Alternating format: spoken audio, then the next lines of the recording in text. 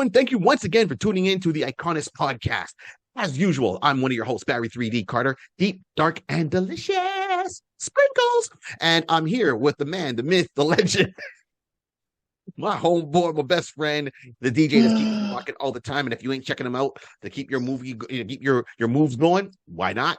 Who am I talking about? The one and only DJ Rod C. Good day, good afternoon, good morning to everyone around the world. Welcome to another episode of Iconis. Because the icon is... Hold up. I had him cracking up with sprinkles, so this went through. Wasn't ready for that one. So we're going to get to who the icon is. But before that, we got to do the round table. So one, you got to check myself out, Barry3D at barry3d.com. That's my website. You can see everything I'm doing with this show, everywhere I'm going to be touring around, doing stand-up comedy like usual. A lot of times I'm not doing stand-up comedy alone. So keep an eye out for A Touch of Gray Matter. That is myself, Dave Sokolowski, and Zulf Ali. We are doing shows, got some shows planned up for the coming year. Once the kids are back in school, we're out there doing the fundraisers and live shows. So come check us out. It's always a good laugh with everybody. And we have special guests on at times. Can't go wrong. Also, on top of that, you got to respect the books. You got to buy the books because the books give us topics to talk about. So here we go. You got to go to your comic book stores. And the one you got to hit out is Wow Comics out in Kitchener with Wes. Tell them we said hi. Ramon, Chris, and Sydney. Those are our boys. Tell them the Iconis podcast said hi. They'll hook you up. Also, if you're out in Montreal for our fans there, please go and check out Check Swings on South Shore. Go and see Trevor, see the Dom, Pierre, and Dom. Yes, so there's two Doms that work there. I was about to say, so tell those guys we all said hi. Support the books. Yes, on top of it, another fan that supports the show and a friend of the show is Brandy Ford. So you can check her out. The link is below for the writer and the wit. And you can see her or hear her at 4860q.com. So it's an AM station. She's got her show on Saturdays, Mondays, and Wednesdays called Off Topic with Brandy Ford. Very funny. We're going to be on there. We're going to working out some dates to kind of get ourselves out there and be on another episode there with her. Whew. I think I got it covered. Oh, snap. So, except for our secret weapon, our hidden die. Okay, we get down to this.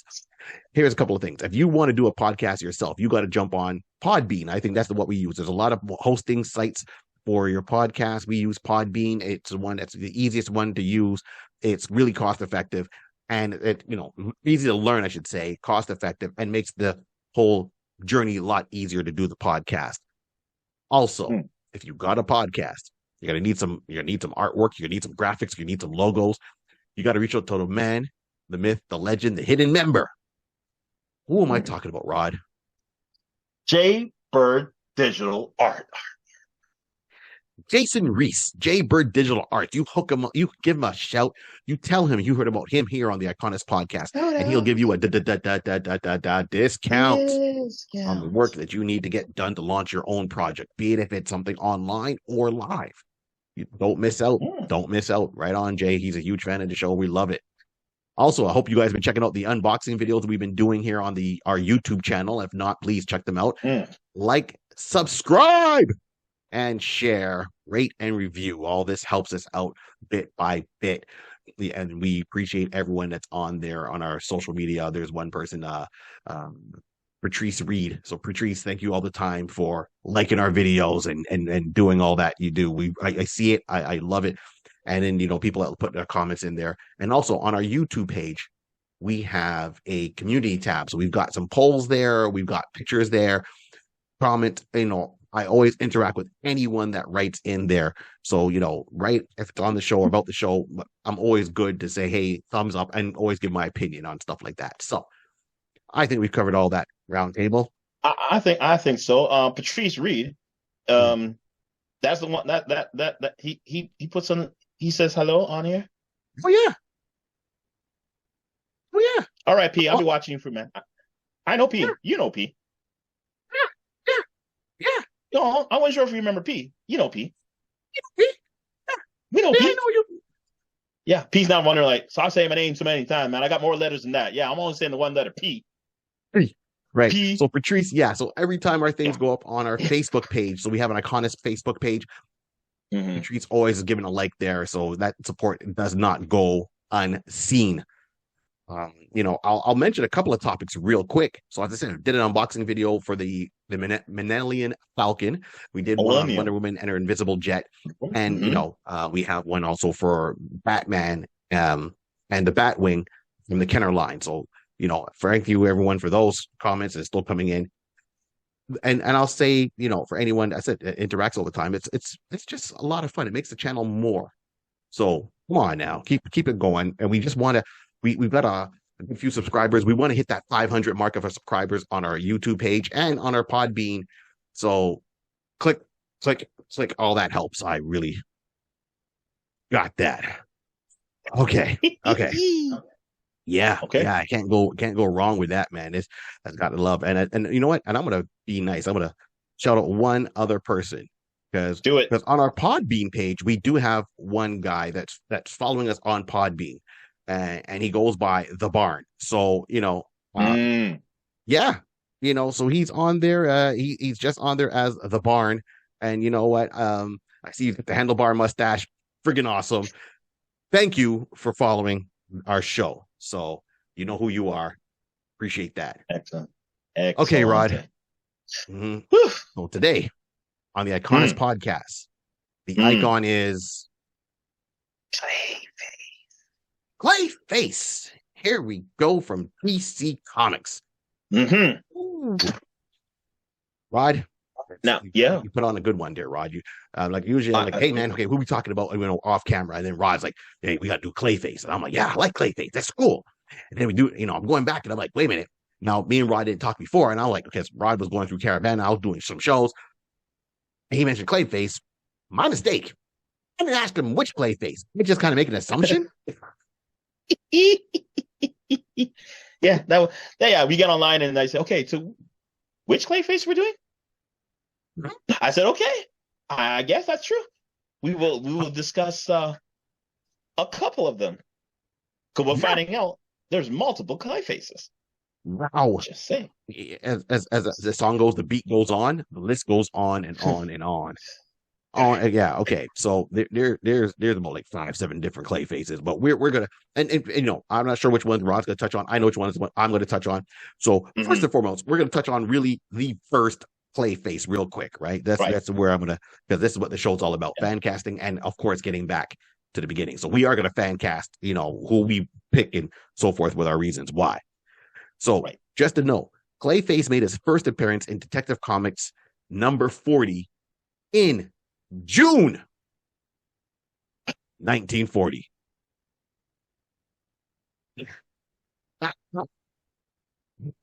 Does that make Clayface a Gemini?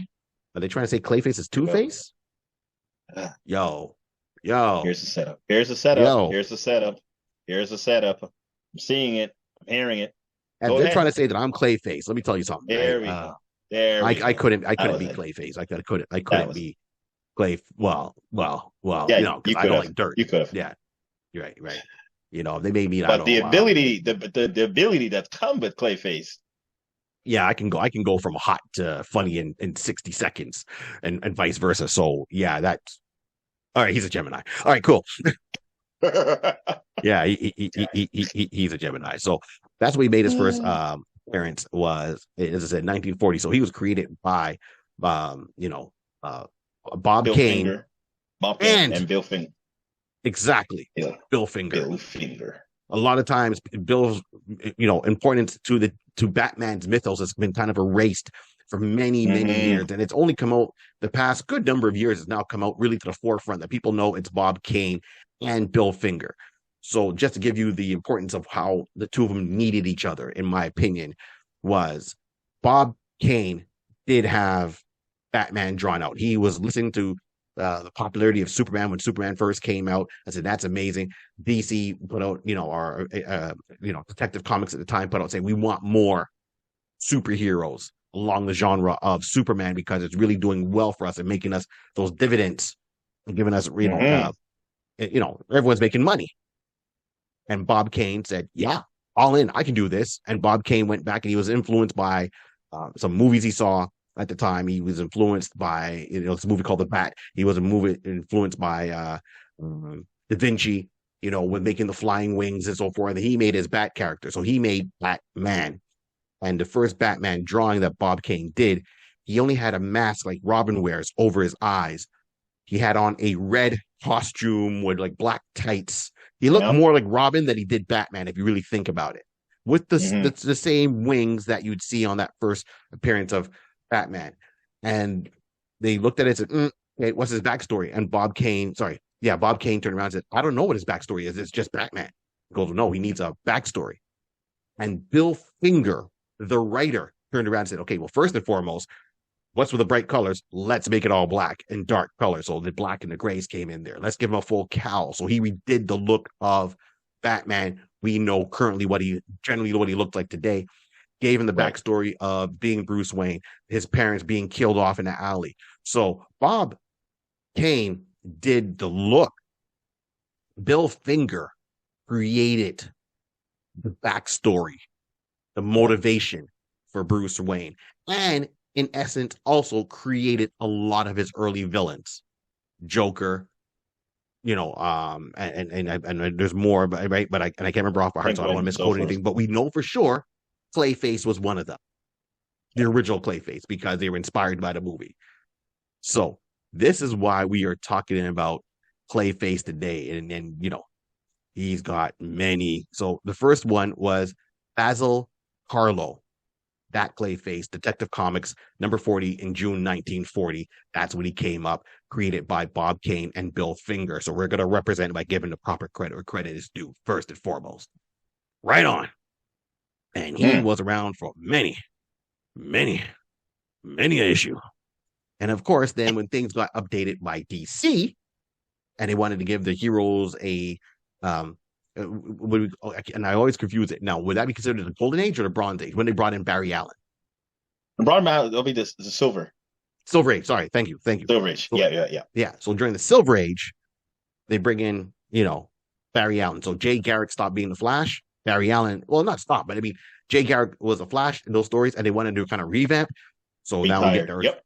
Yeah, retired. Earth 1, Earth 2, here it comes. We got Barry Allen becoming the Flash. That was the Silver Age.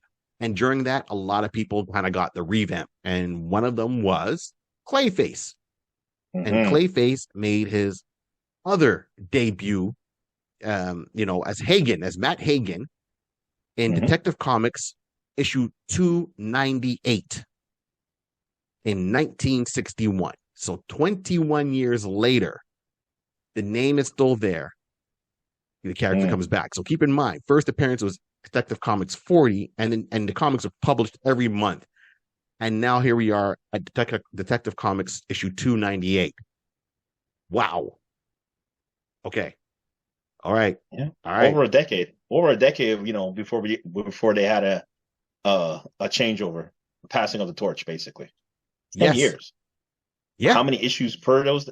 That's a lot, as you can tell by the numbers. Just say. That's a whole lot. That's a 21-year difference. Here we go. The math is right there in front of us. So there's other heroes. There's other people have taken on the role of Clayface multiple times. But I think the one, in my opinion, personally, is Matt Hagen's the one we know. So, Basil Carlo was more influenced by the Knight of the Opera. He was an actor, thespian. Yeah.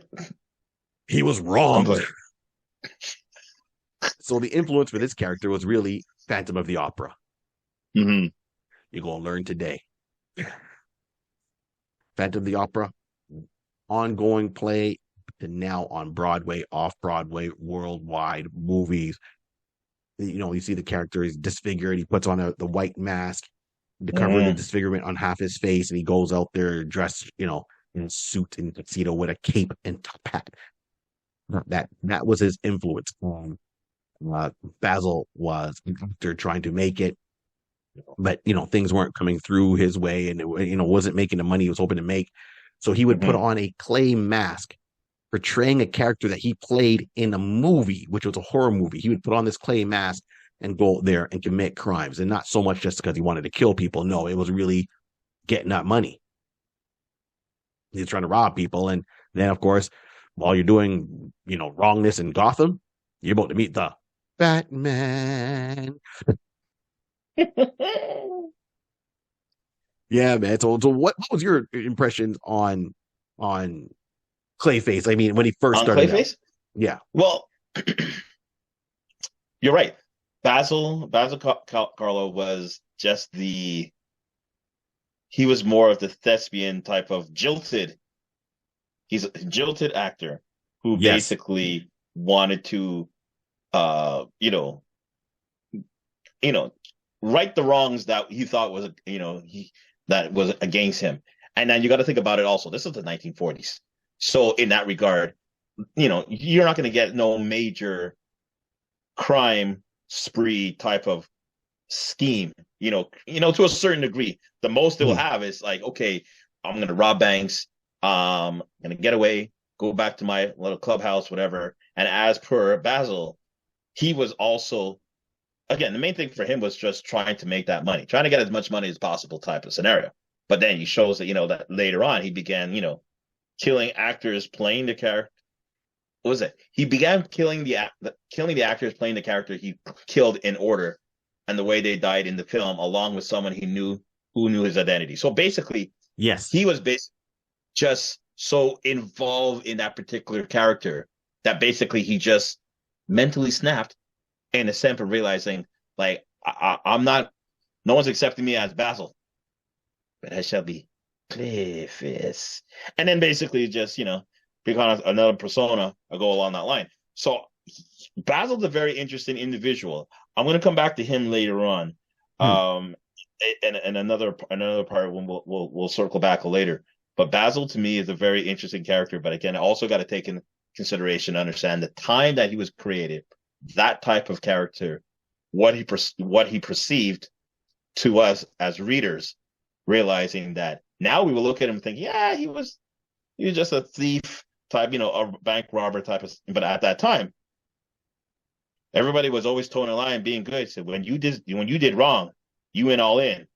Bank robber was like one of the top things, minus taking someone's life. I Right. want to be a.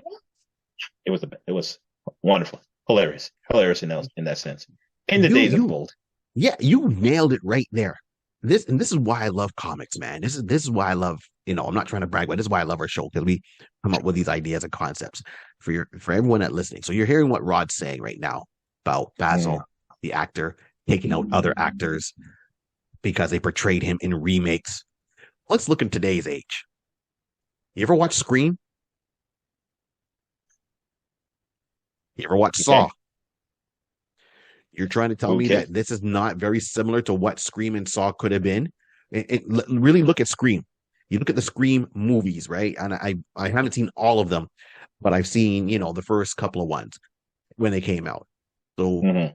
it's got its differences, but it's got its similarities. You have two Mm-hmm. kids that start off playing a serial killer in the mask and Scream and all that because they're watching serial killer on the movie and they're like, oh, we want to reenact that. Now they're bringing it so copycat killers, as they would call them in the news. You're Right. trying to tell me back in 1941 this guy became a copycat killer? That's the storyline. And before you say that storyline can't work, if you watch Scream and you put dollars in their pockets because you went to the Scream movies, you downloaded the DVDs or what? Sorry, not download, but I mean you watched the DVDs, you downloaded it and streamed it or whatever, and you watch any of the Scream franchise, you would have liked, you know, Basil Carlo story if it got portrayed out a certain way. Like that's how Mm-hmm. deep it is. Like everyone says, "Oh man," so and you're looking at it like he's turned around, he's played a character, okay, and now someone else is been recast as the actor. Like Wesley Snipes was Blade, and now he's been recast because there's a new actor playing Blade. Right. Okay, Spider-Man. Let's look at Spider-Man. Spider-Man started off Mm. as Tobey Maguire, then he got recast as Andrew Garfield, and got recast as um. Oh my gosh, I can't remember his name right Mm. now. Andrew Garfield. It was Andrew Garfield, and then the latest one Oh, was Tom Holland. Sorry, Tom Holland. Tom Holland. Thank you. Right. So Tom Holland. So can you picture now that in a horror sense, that Tobey Maguire is sitting at home going, "They recast me? They recast me? I'm going to put on a black Spider-Man costume, like Secret Wars crossover or Ah. Secret Wars Volume One, the Nazi series, and I'm going to go and hunt down other two actors that played me into Spider-Man movie, commit crimes. Until you said that right now, wow, that's real. Toby, it's okay, my friend. Don't worry about it, man. We got you back, man. We got you back. It's okay, Toby. It's okay. I ain't saying that he's a killer. I'm just saying that's the concept of what it is, right? Oh, I know. Like, I mean, if you think about it, that's exactly what Basil did. Basil's like, hey, I played Clayface. The studio said, okay, it's great, but we want someone younger to play him because we want to reboot him. We want to revamp him. We want to reintroduce your Clayface character that you made famous, your most famous role. We're gonna get this other actor to do it. Well, gotta get a part in the movie? No, we good. There's no passing of the torch. Really? One bad day. Snap. He puts on the Clayface mask he wore in the original movie, goes and finds the actor that's doing the revamp of him. Catch him on the red carpet. Catch him, it's like when he's on the red carpet and he walks away, it's like, hey guys, I'm just gonna go and use the bathroom. Like they did in Scream. And it's like the new Clayface actor was found, dead in a stall. Don't know what happened. Judo chop. With the movie. Okay. Right. 1941. Because Detective Comics dealt with stories where you had to think and be a detective. It wasn't action comics. Even though they're both under DC, Detective Comics really made people go through the pulp genre because that's where they were writing from. They were writing from a pulp genre kind of thing. So it was all stories. Prior to Detective Comics having Batman, for example, they used to have police stories, private eye stories, and things where you would have to put clues together like a detective, henceforth the name of the comic book. Sometimes to get away from that a little bit, but that was the true essence of it. Okay, Basil Carlo, there we go. Boom. All right, I love that storyline. This is why I love comics, because when people say some things can't work today, you already watched it, right? If you watch Scream, you already watched it. If you watch Saw franchise, right? If you watch Saw, you've already gone through what this character could be. Hey, 100%. Matt Reeves, can you do that in Batman? And I'm not being facetious. I'm being real on this one. I'm not being like trying to crack a joke about it. In the Batman movie, right? Robert Pattinson plays more of a detective side of Batman than we've seen previously. Okay. All right. But that's the Batman that got introduced to the audiences back then. But the one that myself, that I'm more familiar with is the 1961 version, Matt Hagen, who, drops into some protoplasm because everyone's either dropping in protoplasm, getting stunned by radioactive animals, or it's cosmic radiation, or it's a horrible explosion and they survive with a new power. It's something traumatic that way. It's like almost a rebirth coming through. Like, that's almost like how the writers portrayed birth at one point, that it's a traumatic experience being born and coming into the world. And then the first thing you do is like, I see lights. There's a guy in a mask. Why is he spanking me? Who is you? What? Okay, this is what my parents look like. Oh, okay then. Okay then. So it's a traumatic experience for a child if you look at it from a child's point of view, right? I'm not trying to get graphic about it. Yeah. But from a child's point of view, it's like, push. What's tube in my mouth? What do you think? Pick things off me. It's knocking me. There's a man in a mask. There's a light. No wonder Stewie Griffin was pissed off when he was born. The man in the mask. Nice. I get the hell. The man in the mask. He's come for me. Interesting. Very nice. Very nice. So right. So it brings us to Matt Hagen, which was the second Clayface, and I think that's the one I said that I identify with because that's the one that fell into the protoplasm accident and then got the shape shifting powers that we've seen up to now. Right. Okay. All right. So now, what's your sense there on Matt Hagen? So Matt Hagen, yes, I will admit that I did read Matt Hagen in Batman, early comics and stuff like that. But I will say that I'm sure you're probably leaning towards the side of it. The Matt Hagen that I got more accustomed to was the Matt Hagen from the Batman animated series. Correct. right? And when you start to see, if you're doing a comparing, you can see that they've kind of just changed his backstory slightly different, not even slightly, majorly different with that. But it made it a little bit more, at least for the time, because again, when the comic version came out in 1960. Yeah. So, you got to give, like Barry just saying, you're going to have the type of lore of explosions, chemical waste, some type of drop in a protoplasm, some tested something, and like, oh, technically that's supposed to wipe off. That shouldn't be staying on your skin. Sorry, Mac, you stay here for a second. We'll be right back. Suits on now. That type of scenario. They weren't ready for that. But definitely I'm sure Barry will get into it, but at least in the sense the difference between the different originalities of who the character was. The 1961 version versus the animated version that, I've grown to love. And it gives you that understanding of the ship that shifting powers that Matt has, and realizing that like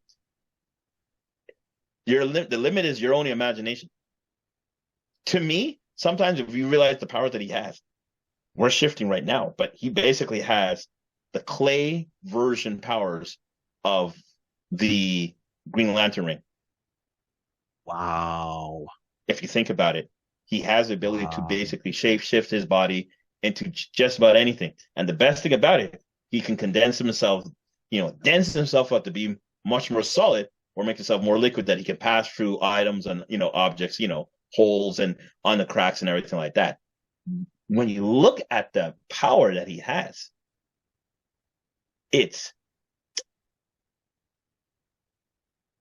I will just leave it at that. We'll come right back. Yeah. What else you guys say about that? I think so. So, I like Boris, and I always, and I mean, there was one comic that I remember reading, Detective Comics. I can't remember the issue offhand.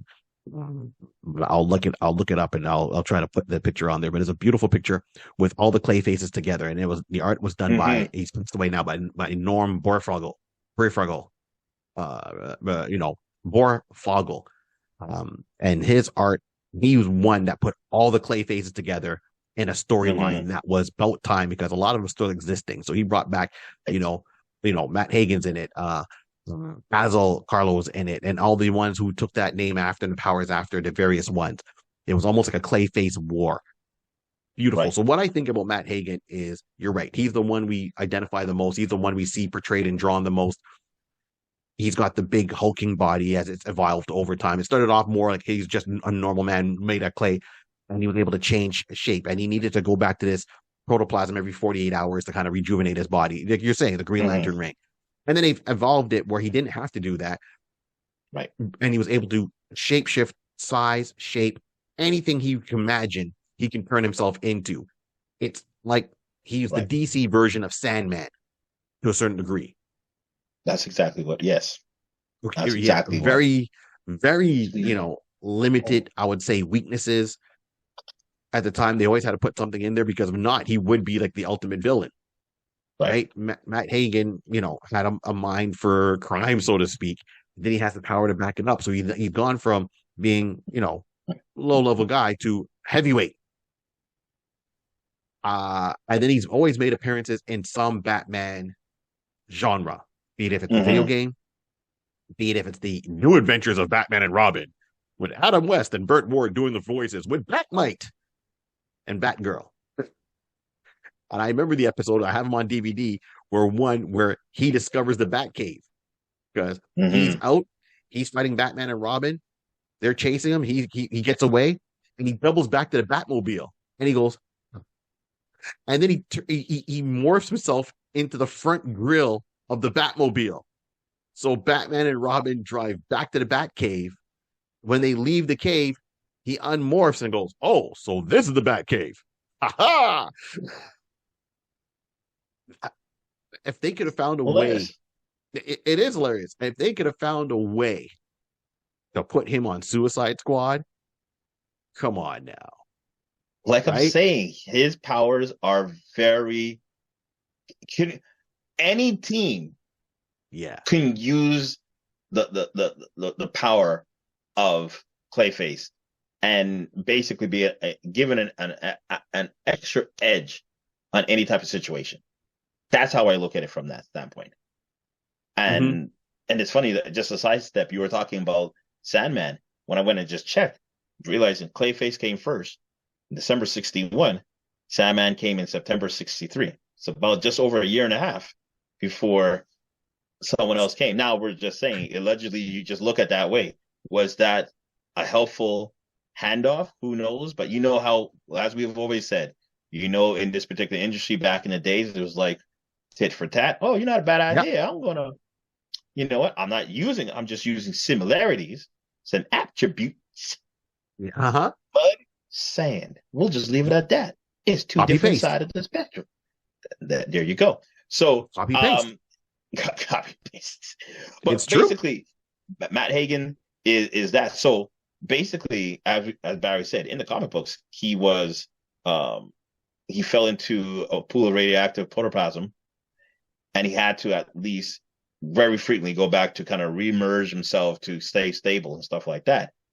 In the cartoon, he basically was introduced to this aging cream, renew you, but basically it did him good, but it turned him more addictive to it, that it would only hold that particular form for a particular while.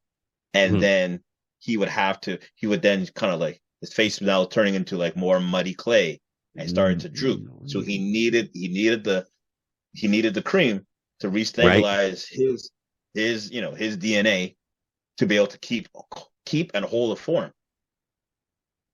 Very interesting. And I personally, like I said, I like that episode. I love that episode in regards to the way they kind of portrayed him. They give you the understanding that, hey, this character is unique, and his power source wasn't through no radioactive type of protocol.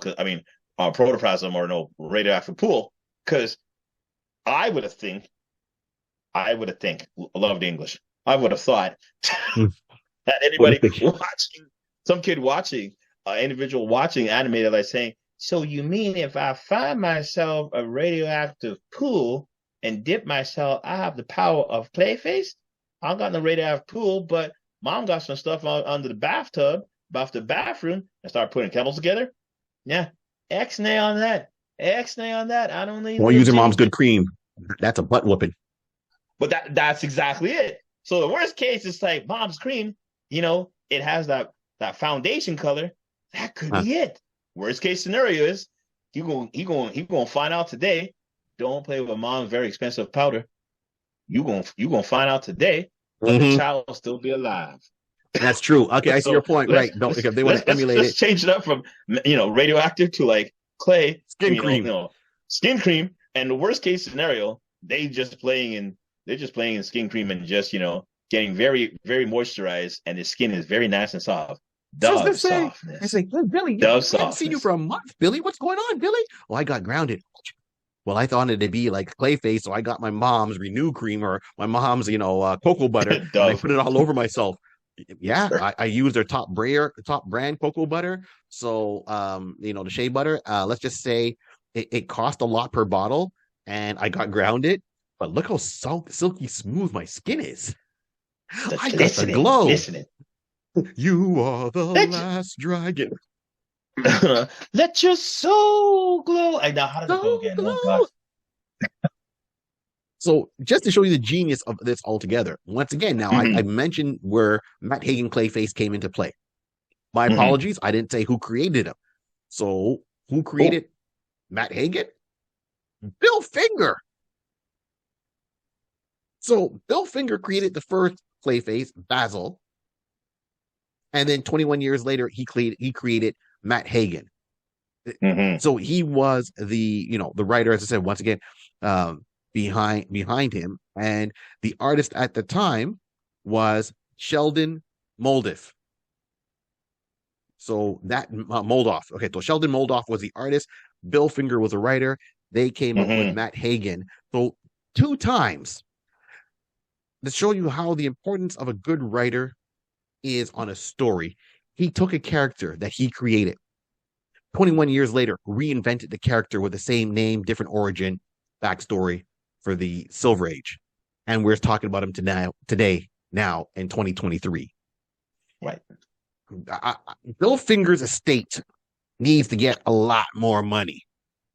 As Batman property or anything associated has made at this point overall, I don't know the number, it could be billions. And this is the movies, the merchandising, the comics, Right. everything. And Bob Kane's family is doing all right. Bill Finger's family should be doing all right too. Okay. 100%. Yeah, So, we'll say that. Say that. Yeah, I'll say that. Okay. I'll be nice. Now, I'll go back. There was other, Clayfaces after the fact. So Basil Carl was the original. He was patient, he was number one, patient zero, so to speak. Ground zero. Agent Zero. Right. Hagen, Agent Zero. Nice. Agent Zero. So Matt Hagen would be the first one, but he's the first one with superpowers, right? Basil Carlo had no superpowers at all. So Hagen was the first one with superpowers. Now, following that up, there was Payne. So Payne, not Bane, Payne, what made a first appearance in Detective Comics number 478 in 1978.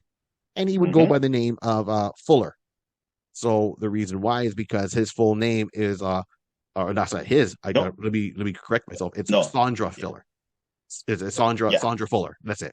So you had Sandra Fuller, who was that character that came about. Yeah, then that's the fourth Clayface. Yeah, right. And then there was Cassius, who showed up in Batman Shadow of the Bat number 27 in May 1994. And then there was Russell, who showed up in Catwoman number 1 in January of 2002. And then we finally get Williams, who shows up in Batman Gotham Knights number 60 in February of 2005. So that's to show you there. So that we had, these characters are, and Williams is like the current one right now. I believe it is. So Baz, okay, right. So the full names are Basil Carlo, Matthew Hagen or Matt Hagen. Then it was Bill Payne. So my apologies. Bill Payne. Then Sandra Fuller, Cassius Pine, so Clay Pine. So Cassius and Preston are related. And then you got Todd Russell and then Johnny Williams.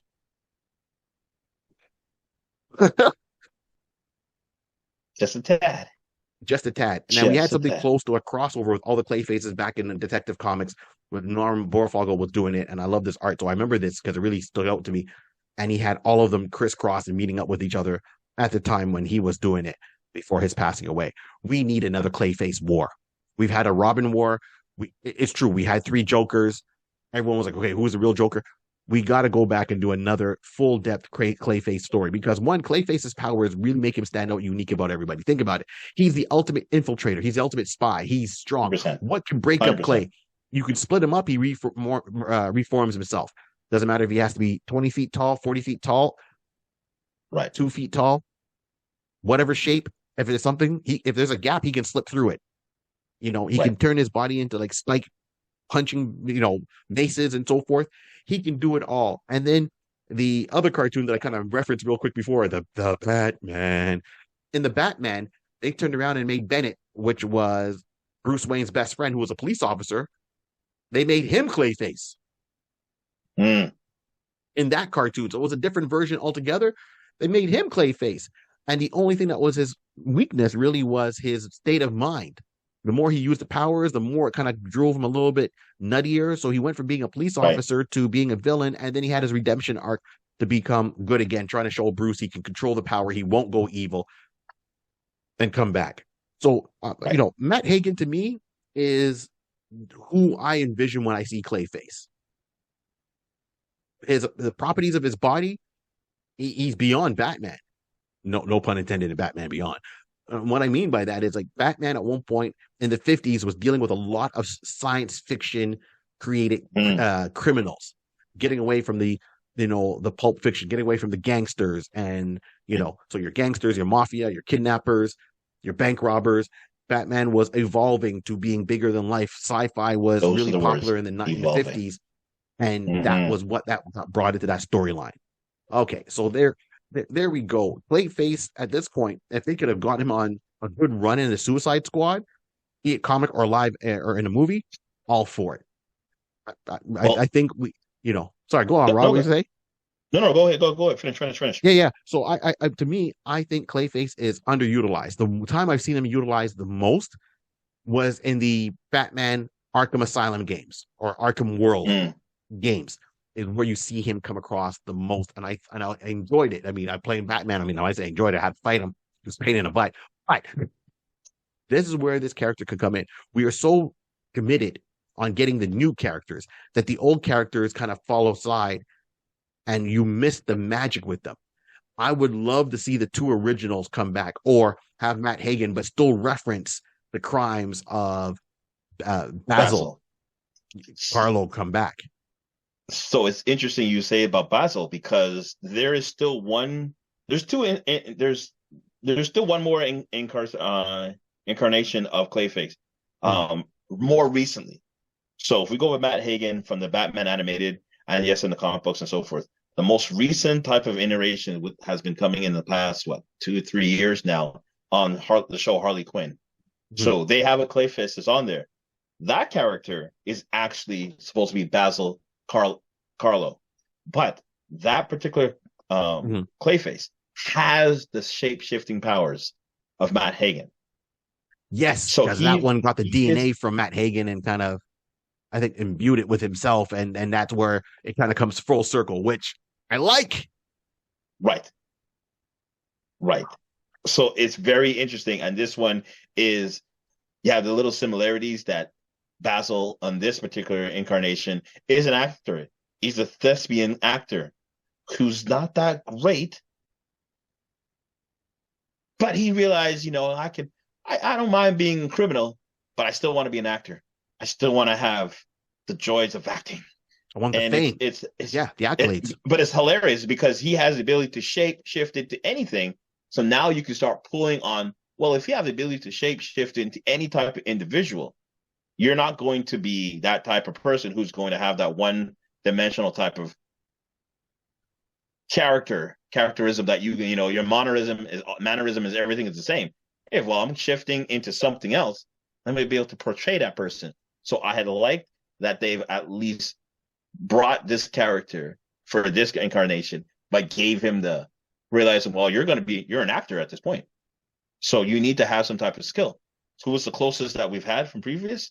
At least in the lore is Basil. So now you are now Basil, Carlo, and you are now a thespian actor, but you have the ability to shape shift into any individual. Again, infiltrator. He has the ability to be that. He could be one of the best agent, basically, to be walking on the face of the earth of the DC lore in that regard. Yes. Because when every time he talks normally, he's fine, but when he tries to act, it comes off flat. That's how the character is. So here's my whole thing. You see, and now getting back to what you say. So let's look and I'll deviate for half a second. We look at Changeling, Beast Boy from Teen Titans West when he made his first appearance. He's in Young Justice, right? Or Titans Go. We know who we're talking about. The green shapeshifter. There we go. So his whole original origin story, generally saying is he came out, he got his shape-shifting powers, he wanted to be good, he gets on a TV show, and he becomes an actor. So he goes up there and he's like, well, yeah, I'm Beast Boy. So yes, he started off with Doom Patrol. He comes in and he says, well, I want to be an actor. So he uses his shape-shifting abilities to be an actor on a sci-fi show that's and a lot of people compare it to Star Trek. Yeah. I would digress and compare it more to Space 1999, because in Space 1999, they did have a character who was a shapeshifter on the show, on the cast, right? There's no shapeshifter on the main cast in Star Trek, but they were exploring. But in Space 1999, Runaway Moon Base Alpha, they come across an alien race. This girl, she's a shapeshifter. That's who she is. So he plays that role, and the fact that he's able to shapeshift into any animal they need at the time, he makes a killing. Now he might not be the best actor. He was a teen actor making money, fame, and that's how he got by it. This is where Changeling and Clayface should have a little bit of a head-to-head because they're both shapeshifters to different degrees. It's both more they are thespians. One made it, and one can be jealous. Why'd he get on TV and I didn't? I see. You see what I'm talking about? I'm a comedian. There's a ton of comedians out there, but only a small select few will make it really on. I've got a Netflix special and I'm living this lifestyle, like a Kevin Hart lifestyle, Eddie Murphy lifestyle, Jerry Seinfeld lifestyle, Jay Leno. There's only a small few that are going to make it to that point. Realistically speaking, there's different levels of success and you judge it for what you want it to be. Matt wants to be on the big screen, right? Beast Boy, Changeling, he made it to the big screen. He made it on a TV show, and that's what his claim to fame is. So they're both shapeshifters. Matt Hagen, or Basil Carlo with the true Clayface powers, is a better shapeshifter. He can change into anybody or anything. Right. But this guy who's green all the time, who can only turn into animals, makes it? Come on now. Where'd I go wrong? Where did my agent screw me over? So I get back to your point. He could be this much better. It just shows you that he's not as good as he hoped to be. He's chasing a dream. He will never attain a certain level because he doesn't have, as the producers say, the it factor. The it factor, right? Where you walk into a room and people feel your presence, you feel your aura. Right. He doesn't have it. He flies under the radar. And because he's so caught up in his head that that's the only thing he can do, he misses out on this opportunity. The opportunity for me is if you walk into a room and you're not noticed and you're a shapeshifter, subterfuge. Be a spy. Shapeshift into anybody. And this is what I made that comment before about the, Patterson playing Batman, Robert Patterson playing Batman. Even if you like it or not, no, but how the storyline was written, that Batman was written as a detective. And as a detective, I think, and so here's my theory of how to bring this about. I would love to see Clayface portrayed in a Matt Reeves world because he's got more of the detective from the first movie, and I think that's what he wants to stay with, more the detective aspect. That's just instead of the over the top action aspect, even though it has action in there. Bring Clayface in as a villain, but he's not going to be shape shifting to the size of a building trying to destroy it like Godzilla hitting Tokyo. You just don't know who Clayface is, and he's got to try to put the pieces together to confront them. And when he does, well, then of course there's a big fight. The action sequence might come out a couple of times. How does Batman, man in a costume and gadgets, deal with someone that can alter his body to that size and anything? Right. And I think that's the beauty of it right there. So I know I'm jumping ahead, but yeah, that's how I like to see it come across.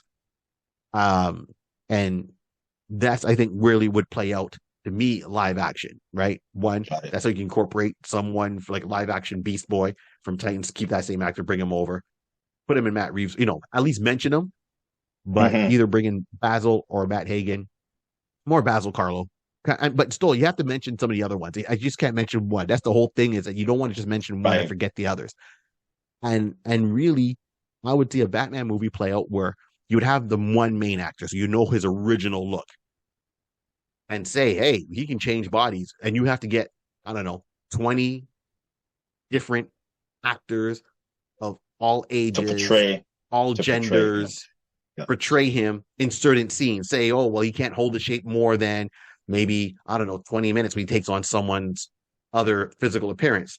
And how much fun would that be that you see the actor portraying him and it's like, oh, geez, I just robbed him this, or Batman's looking for me.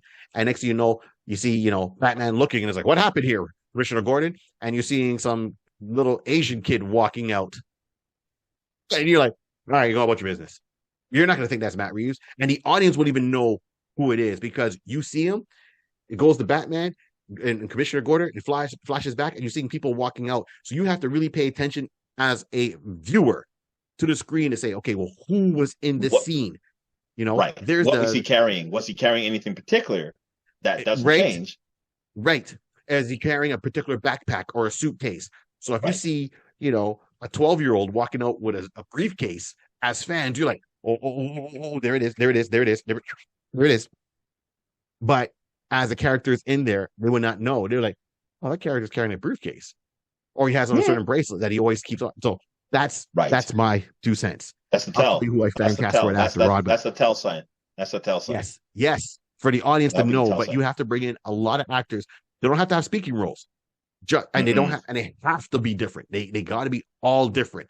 I don't care if you bring in as a white, black, male, female, Asian, Greek, Jewish, Ukrainian, 100%. transgender, That will show. I really don't care. care. The range. It'll show the range of his powers and give you the understanding that he can literally be unstoppable if he really focus. It'd be hard to. You really have to be watching for tell tags to know. Oh, he walks with a limp. Oh, wait a minute. Is that? You turn away, see someone else, but he's still walking with a limp, but a different individual. But it'll be the same way. Like, think of it. I just saw the vision. Mystique in X-Men when she got hurt by Wolverine.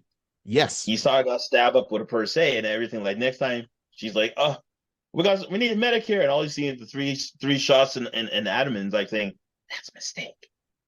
Yes, exactly. They have to do it with more range. When I say get 20 actors just to do walk by scenes, I mean 20, because usually what happens in the movies, they only get like 2 or 3 and then they do it. No, I want 20, so you don't know who's walking down the street, walk in the building looking one way, the original actor comes in, walk out the building looking a different way. It can be done. It can be done. It has been done. Now, it hasn't been done by DC. That has been done by Marvel or AKA Fox when it was, again, back to X-Men, Future Past. Similar, like I thought of it and I combined the two different versions. So I was thinking of the original X-Men movie, but then I really was thinking about Future Past is when she got attacked by Magneto outside of the not the Kremlin, but the with all the press and everybody outside. When he was basically just trying to get that bullet out of her leg, and she was walking, and then when you see a scene, she changed to a black lady with an afro, and then she changed to a guy with a jacket with a hat, and whatever the case to be. So it's not saying that you can't do it. It has been done. It can easily be written into any storyline that you can have an individual, again, Mystique. It's just the thespian person who has the ability to shapeshift is AKA another version of Mystique who has the ability to alter their appearance. Absolutely. I agree with you. All right, so let's get down. So I get my theory about it. So Rod, how would you like to see this portrayed? And who would you fan cast for this, regardless of how you want to adapt it? You know what?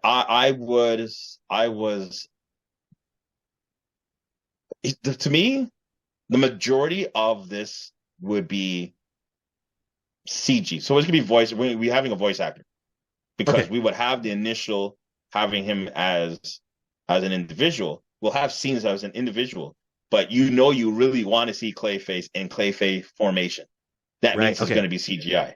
So we're going to have a voice actor for that. Who I would like, and I'm kind of you kind of did touch on it for half a second just earlier. But you know me, I don't normally go hard left like this, but I would actually like to see Jamie Foxx. And the reason why I would like to have Jamie Foxx, because I'm trying to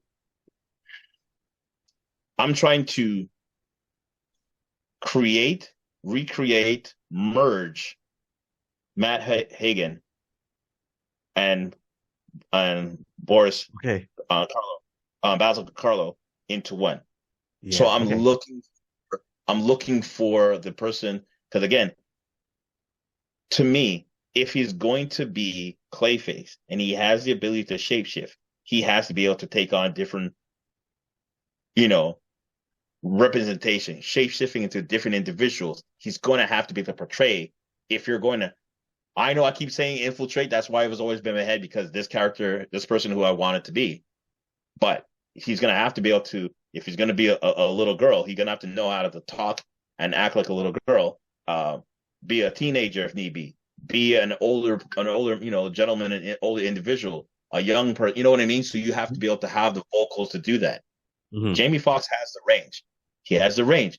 He was playing the timid character in Electro.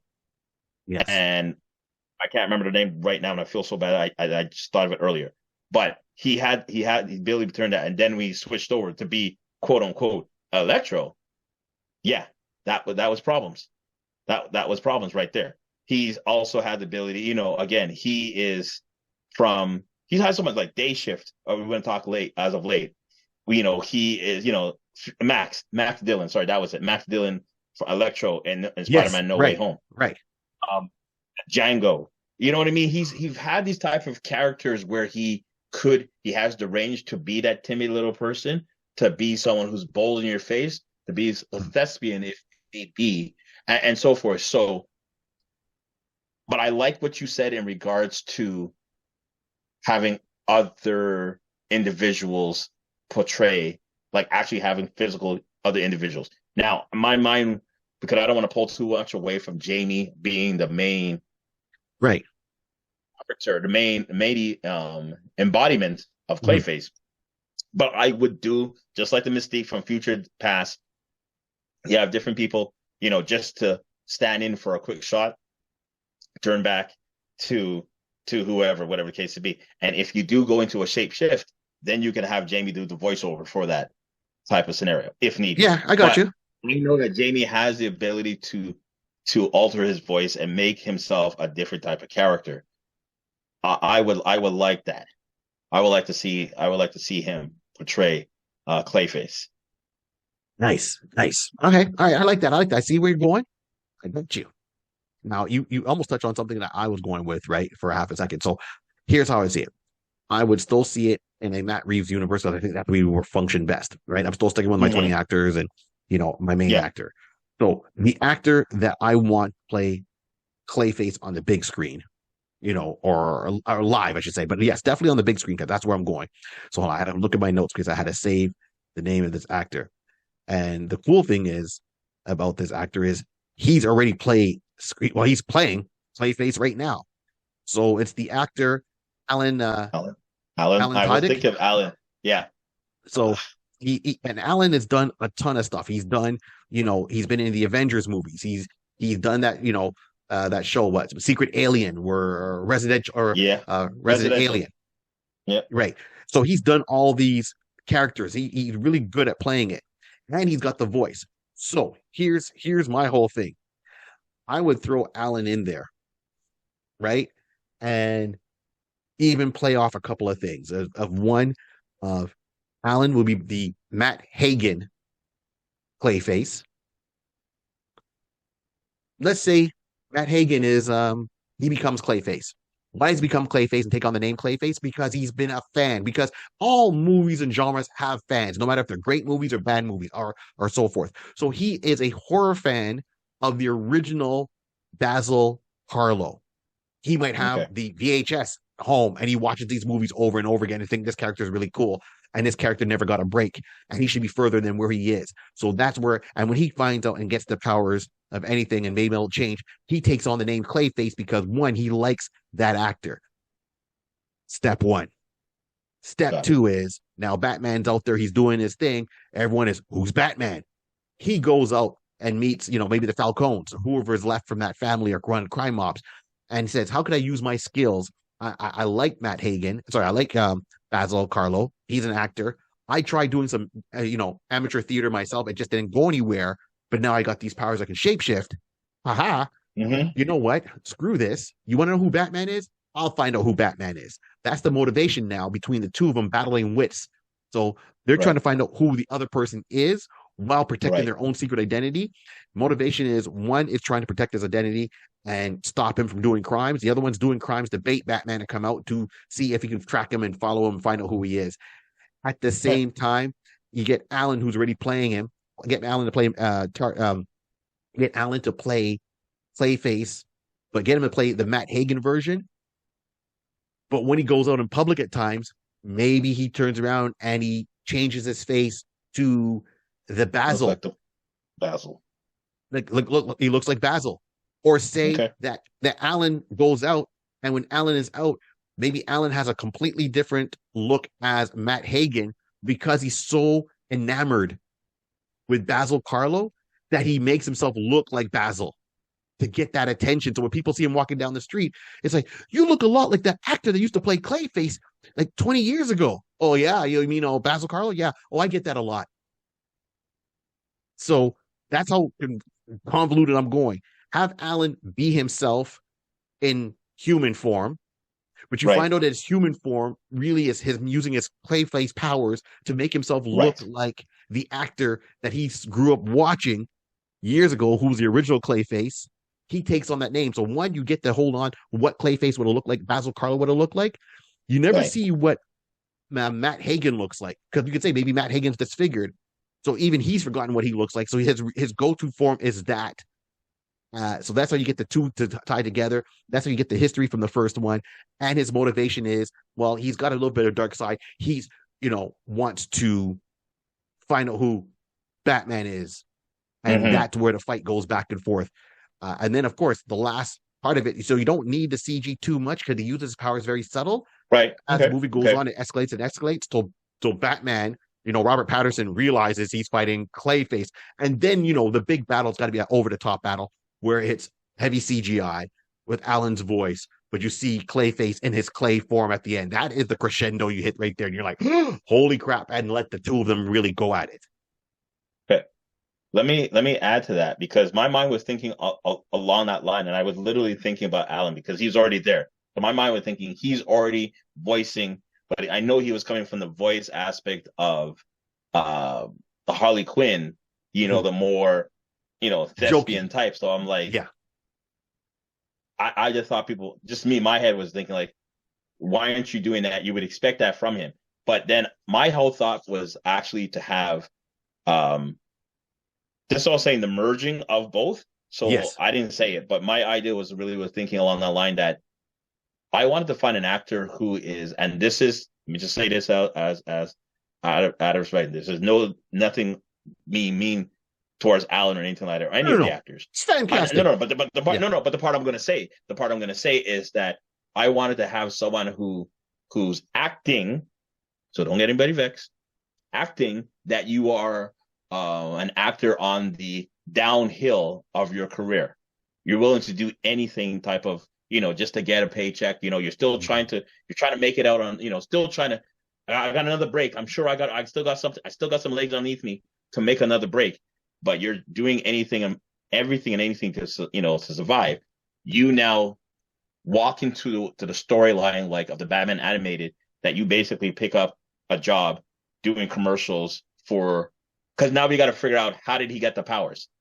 If we're going to go in a realistic world, that's why falling into a chemical vat in DC world, we did that with Batman. I mean, we did that with Joker. But now it hasn't been in Patterson's world as yet. No. But we've already accepted one person doing that. Okay, we can't make it seem like every criminal is going to fall into a bat, and just get themselves. How come your skin didn't turn white and I got muddy and you got white? That makes no sense. So the kind of scenario. So let's go that someone is making some very futuristic George Jetson type of cream that they know is very harmful, but I'm going to take the chance and sell out to the public. And basically, now we're going into the animated type of world that basically you're getting disfigurement, and then you basically the only way you can sustain is that you take more of the cream, and then you got double cross. They stuffed it down your mouth, something along in the realm of making more. Yes. Then basically, my mind was thinking along the line that if anything, he's now, like you said, he's in the actor's form, aka within that's Clayface, but he will maintain that. So it wasn't a bad. I thought that I'm like, cool, but I definitely want to see the Clayface attributes, so that's why I kind of pulled away slightly. But I'm hearing you, I'm like, dang, he's just sounding practically what I was saying. So I'll just say, adding to yours, that makes sense that you will have the actor as that, but that's the storyline because let's figure out how did he get the powers. We don't have to do a full flashback, but we can just show that again because you said right. Let Matt Hagen be disfigured. He doesn't remember what he looks like, but he always have these. This is the actor that brought me into want to be an actor, I'm Basil. So I'm going to take on Basil's persona and his face. Yes. I remember him more than I really remember myself. Because really and truly, how often, well, although he's an actor, yes, you see yourself in the mirror. But if you're watching and studying. But sometimes people don't like the way they look. I wish I was taller. Right. I wish I was a baller. I was, look at that rapper, too short. 100%. People want to be taller, slimmer, more muscular, more of a tan. So it may not even be disfigured. He just didn't like the way he looked. I'm not saying he's even ugly. He just might not like the way he looked. Psychologically, in his own mind. In his own mind. Yes. In his own mind, he's like, oh, I don't like to say my shape of my nose, my mouth, and my eye, But this actor, he was such a good-looking guy. I wish I was like him. I could get a lot of girls if I was like him. Oh, wait a minute. I have the power to change into what he looked like, even though that's 20 years ago. Oh, I'll do it. Listen, if he really was a fan of Basil, and although you're an actor, whatever the case to be, you're watching more material than watching yourself on a mirror. So you kind of forget what you look like per se. Unless I had a camera here, I'm not going to remember my full features of what I look like because I'm not watching myself on a daily basis. But if I'm watching from my own eyes, I'm watching TV, I'm watching Basil. That's more inscribed in my mind. So when I just I need a mirror to see myself to remember what I look like. But you know what? If I'm going to do this off of mental reflexes, Basil. Yeah. I'm Basil. And that's it. And he forgets what he really looks like. And that's it. So he will now hold on to that Alan, a.k.a. Basil persona more often. And then we just segue into how you were going. And then, man, perfect. See? Matt Reeves, reach out to us. We the Iconist Podcast. We just help you there with maybe movie number 2 or 3. You're right. There you go. Sweet. On that word, any last notes? Any last words there? No. Listen, as we said, man, this character is a very unique one, and hopefully, you all catch that he has been slept on for the amount of attributes that he can bring to the table. Not only being a big hulking, an enforcer for the league's just for whatever team that he's on. Exactly. But that he actually has some unique skill sets. I have a specific set of skills, and I'll take you out on it. Yeah, underused skills. 100% can be used. Sweet. So yeah. Cool. On that note, though, everyone, thank you once again for tuning into the Iconist Podcast. Once again, I am Barry 3D. On my side, as always, Rod C. Heck yes. And remember, this whole world was created by a pencil, a piece of paper, and lots of imagination. Keep on dreaming. We're out. Clayface! Now I need to get me some skin cream. That's kind of rough. All right, we good. Rejuvenate. Calgon, take me away. Oh, snap.